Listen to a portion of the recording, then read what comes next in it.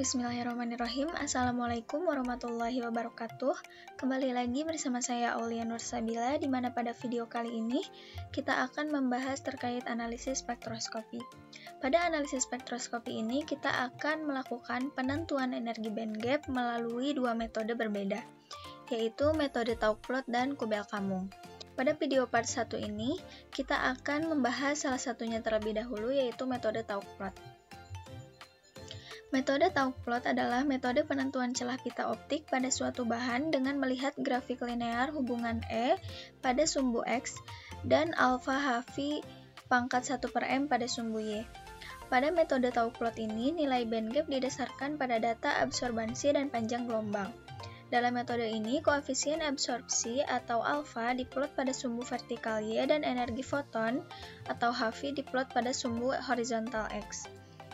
Untuk material dengan bandgap direct, nilai alfa Hv kuadrat diplot terhadap Hv, sedangkan untuk material dengan bandgap indirect, nilai alfa Hv pangkat setengah diplot terhadap Hv.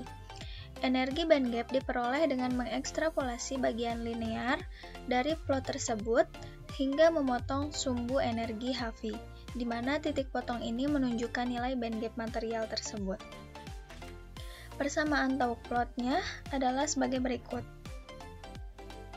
yaitu alfa Hv pangkat gamma sama dengan A dikurangi Hv dikurangi Eg atau energi bandgap, di mana alfa di sini adalah koefisien absorpsi, kemudian H di sini adalah konstanta Planck yang bernilai 6,62 kali 10 pangkat min 34 Joule S, kemudian gamma di sini adalah transisi indirect atau transisi direct, di mana pada kurvanya itu nanti terlihat perbedaan antara bandgap yang jenis indirect dan direct. Jika jenisnya itu indirect, maka dipangkatkan setengah, dan jika jenisnya itu direct, maka dipangkatkan 2.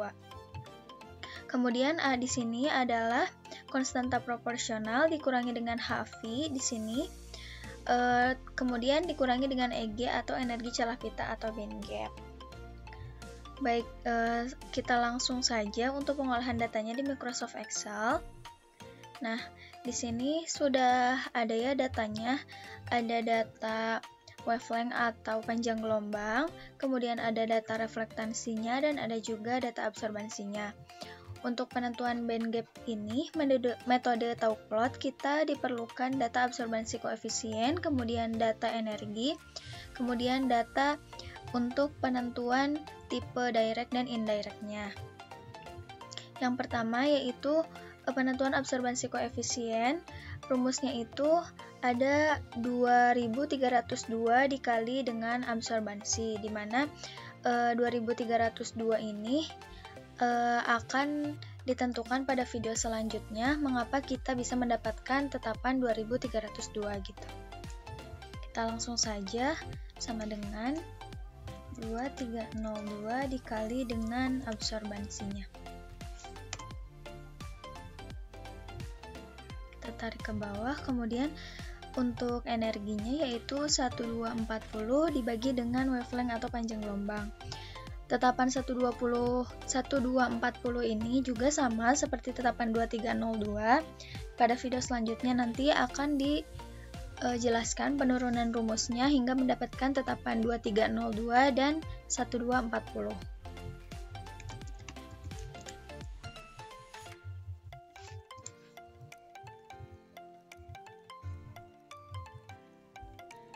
Selanjutnya ini yang dipangkatkan setengah, berarti untuk tipe yang indirect.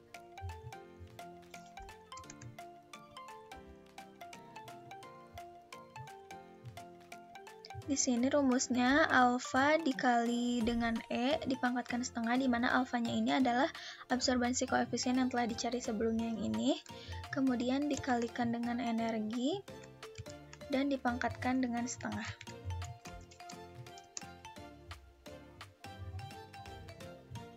Untuk selanjutnya yaitu untuk tipe yang direct dipangkatkan dengan 2, rumusnya sama ya teman-teman, untuk absorbansi koefisiennya dikalikan dengan energi kemudian dipangkatkan 2.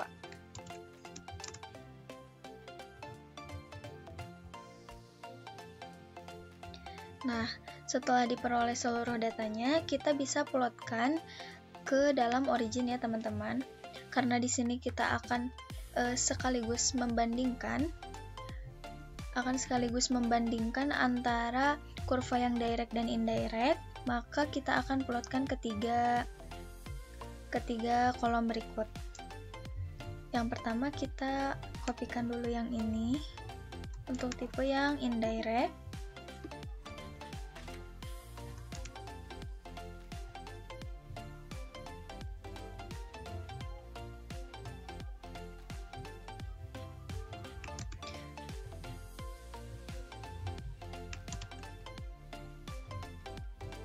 Kemudian untuk tipe yang indirect-nya.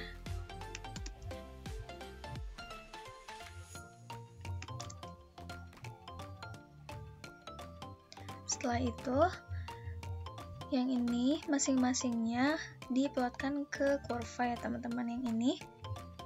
Nah, ini diperoleh untuk kurva yang indirect.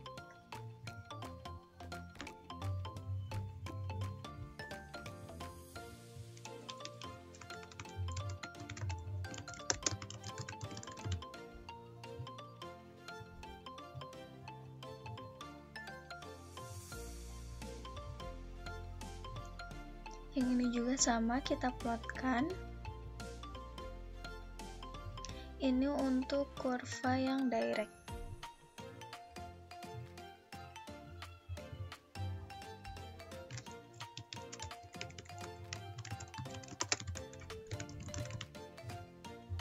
Kemudian untuk scale-nya di sini kita ubah dari 0.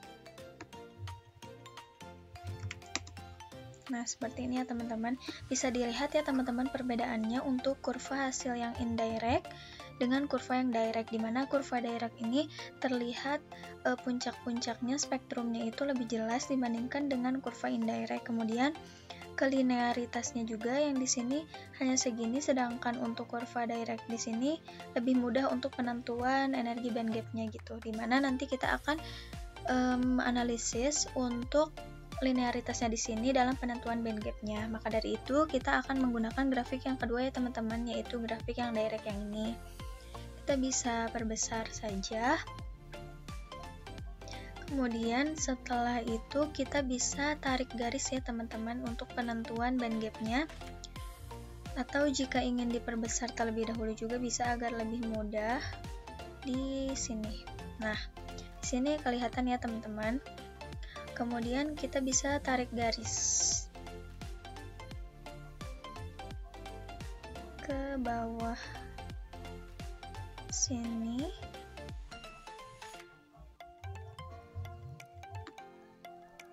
Nah, agar terlihat perbedaannya kita ubah warnanya jadi warna merah muda di sini boleh. Kemudian untuk ketebalannya juga kita ubah menjadi 2. Nah, jadi terlihat ya teman-teman perbedaannya. Nah, setelah itu kita bisa tentukan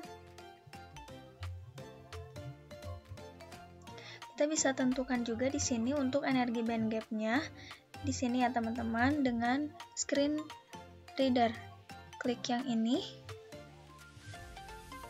Nah, nanti akan muncul seperti ini. Kemudian kita bisa klik tepat di sumbu X dan sumbu Y-nya di sini ya teman-teman. Nah, ini diperoleh ya teman-teman, untuk X-nya itu 3,11 sekian dan Y-nya itu 0, dimana energi band gap-nya itu adalah nilai dari si X ini. Dan untuk penentuan band gap ini diusahakan pada penentuan screen reader-nya tadi sumbu Y-nya itu ada di angka 0 ya teman-teman, karena hasilnya akan lebih akurat gitu. Kita bisa tambahkan teks saja di sini.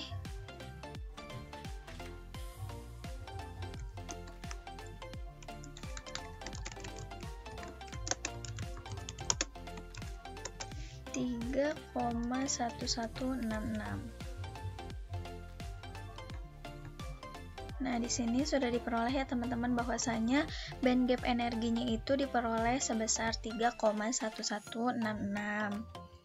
Mungkin sekian tutorial yang dapat saya sampaikan. Kurang lebihnya mohon maaf. Semoga bermanfaat. Sampai jumpa di part selanjutnya. Wassalamualaikum warahmatullahi wabarakatuh.